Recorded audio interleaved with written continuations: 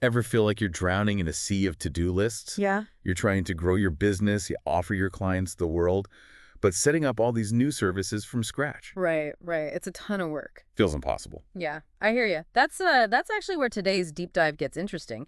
You sent over some information on Review Dingo and their approach to this whole reselling thing. Oh, yeah. Specifically, white labeling it's clever. Right. This whole white labeling thing. See, this is new territory for me, to be honest.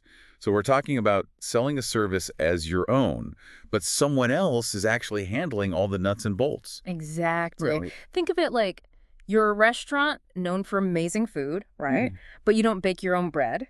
Okay. You partner with a fantastic bakery, their bread arrives with your logo on it. Right. Everyone wins. I like it. White labeling simplified. Okay. That makes sense. So Review Dingo is our bakery in this scenario.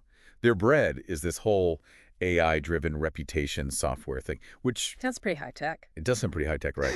I've got to admit, that piqued my curiosity right away. As it should. Claiming to be, number one in any field, that requires serious backing. For sure. What's interesting here is, they're not just selling software. Okay. They're selling a service to agencies who then turn around and offer it to their clients. So it's a business model within a business model. And they are really pushing this done-for-you angle. Yeah.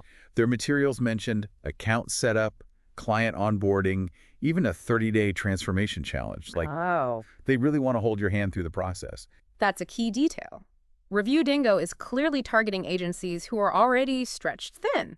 They're busy. Right. So they're promising a seamless experience, not just for the agency, but for the end client as well. So less time troubleshooting and more time focusing on growth. Exactly. Music to any business owner's ears, I would think. But let's get down to brass tacks here. Review Dingo claims that resellers can make up to 70% profit Kai. with no minimum purchase requirements. Wow. They even guarantee they'll even cover a month of service if you don't see results. Really? It almost sounds too good to be true. And that's where, a critical eye is. It's essential. Yeah. Promises are one thing, but we need to look at, what underpins those claims, what exactly constitutes, results in their eyes. Yeah, what does that even mean? 70% profit on what volume of sales? These are questions that any savvy entrepreneur should be asking. Right. Don't just take their word for it. Right. Now, they do have those glowing testimonials from other agencies, Right. talking about how their revenue has skyrocketed, their clients are over the moon.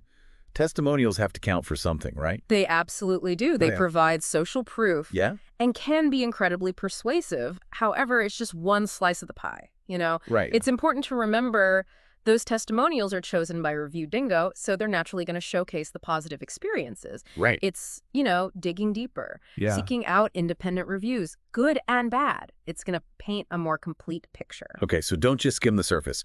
Dive deep. Got it. But zooming out a bit, Review Dingo is all about online reputation management, which, let's be honest, huge for businesses these days. I mean, when was the last time you picked a restaurant or a shop with terrible online reviews? Never. Right. And that highlights exactly why Review Dingo is focusing on this niche. In today's digital world, a business's online reputation can make or break them. It's all about trust. And trust is primarily built online these days. Precisely. Review Dingo understands that. They're positioning themselves as the bridge between businesses that need a stellar online reputation Right. and agencies who can provide that service, with their help, of course. Right, right. So we've uncovered the ins and outs of Review Dingo's program.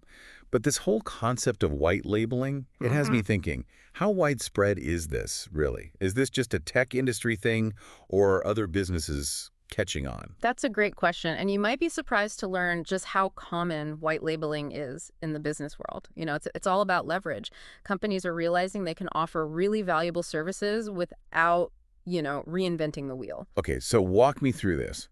What other industries are jumping on the white label bandwagon? Give me some examples. Well, the digital marketing world is a prime example. Many agencies white label services like SEO, social media management, even web design. It allows them to expand their offerings without needing to build these specialized, in-house teams. Right. Which can be costly, it's time-consuming. Makes total sense. It's all about working smarter, not harder. Right. But what about outside the digital realm? Are there any surprisingly everyday examples of white labeling? Absolutely. Think about the food you buy at the grocery store. Okay. Many supermarkets have like their own generic brands, Yeah. right? Yeah. Those products are often produced by other companies and then rebranded. Oh, wow. It's white labeling in action. Wow, I never made that connection before. So it's about creating this illusion of having a much larger operation than you might actually have. In a way, yes, but it's important to remember that white labeling isn't inherently about deception. Right. It's a legitimate business strategy that can, benefit both sides. The key is transparency. As long as the reseller is upfront about the partnership and the quality of the product or service is solid, it can be a very successful model. Gotcha. So as a potential reseller, what are the red flags to watch out for when evaluating a white label opportunity? We Yeah. talked about doing your due diligence, but what exactly should you be like scrutinizing? You're right, due diligence it's crucial. Yeah, First and foremost, you need to assess the quality of the product or service itself. of course. Because remember, your reputation is on the line, so you need to be confident in what you're selling. Right. So look for evidence of their track record, client feedback, any industry recognition they've received. Don't just take their word for it. Make sure they can walk the walk. Exactly. Next, you'll want to carefully review the terms of the agreement. What kind of profit margins can you realistically expect? Are there any hidden fees or limitations that weren't obvious upfront? What kind of support do they offer their resellers? Right. Yeah, it's like entering any partnership, you really got to make sure you're both on the same page and that all those terms, they make sense Exactly. for both sides. Yep. And finally, don't underestimate the importance of brand alignment. Oh, right.